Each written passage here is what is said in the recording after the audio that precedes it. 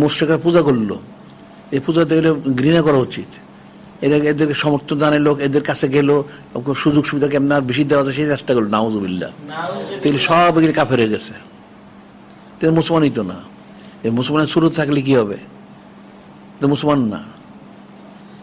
এর একটা ঘটনা বলছিলাম যে হযরত শাহ ওলিউল্লাহ মুহাদ্দিস দেহলভী রাহমাতুল্লাহ আলাইহি, উনি একবার একটা হাল হইল, উনি তো মসজিদে ইমামতি করতেন অনেক দিন, ইমামতি করতেছেন, ওনার রুমাল দিয়ে সব মাথা ডেকে গিয়ে উনি খালি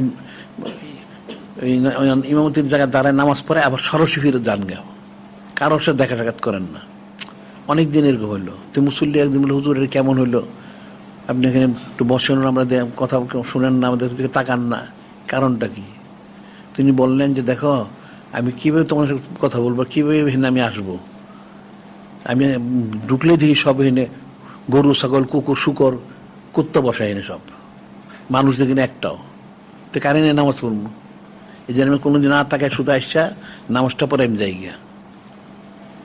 তোমাদের হাগিয়ে সুরতটা আমার কাছে দাঁড়িয়ে রয়ে গেছে, কোনটা কুকুর, কোনটা শুকর, কোনটা বিড়াল, কোনটা নেকড়ে বাঘ, এক একটা এক এক সুরত, গরু গাদা।